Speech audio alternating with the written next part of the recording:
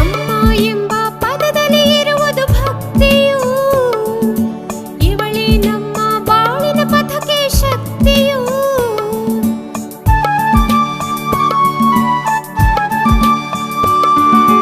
ಅಮ್ಮ ಎಂಬ ಪದದಲ್ಲಿ ಇರುವುದು ಭಕ್ತಿಯು, ಇವಳೇ ನಮ್ಮ ಬಾಳಿನ ಪಥಕ್ಕೆ ಶಕ್ತಿಯು.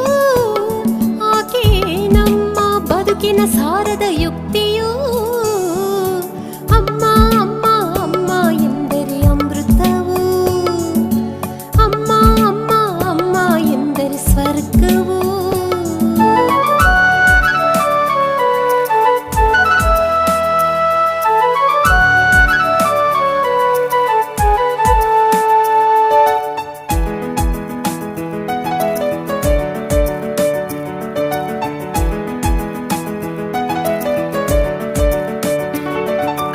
ಅಮ್ಮ ಎಂಬ ಪದದಲ್ಲಿ ಇದೆಯೋ ನಮ್ಮ ಯಸ್ಸು, ಅವಳೇ ನಮ್ಮ ಮುಂದಿನ ಬಾಳನ್ನು ಬೆಳಗುವ ಯಶಸ್ಸು.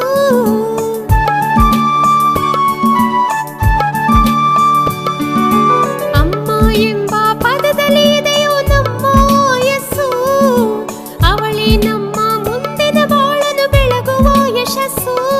ಆಕೆ ನಮ್ಮ ಬದುಕಿನಲ್ಲಿ ಬಯಸುವಳು ಶ್ರೇಯಸ್ಸು. ಅಮ್ಮ ಅಮ್ಮ ಅಮ್ಮ ಎಂದರೆ ಅಮೃತವು, ಅಮ್ಮ ಅಮ್ಮ ಅಮ್ಮ ಎಂದರೆ ಸ್ವರ್ಗವು.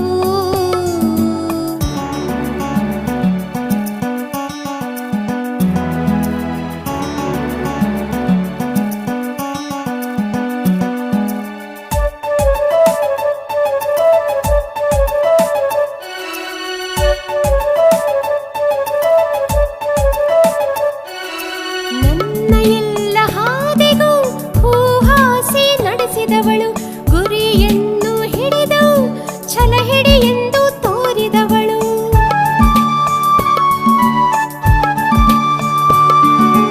ನನ್ನ ಎಲ್ಲ ಹಾದಿಗೂ ಹೂಹಾಸಿ ನಡೆಸಿದವಳು, ಗುರಿಯನ್ನು ಹಿಡಿದು ಛಲ ಹಿಡಿ ಎಂದು ತೋರಿದವಳು. ನೀ ಎಂದಿಗೂ ನೀ ಆಗಿರು, ಹಠವ ಬಿಡದಿರು ಎಂದವಳು.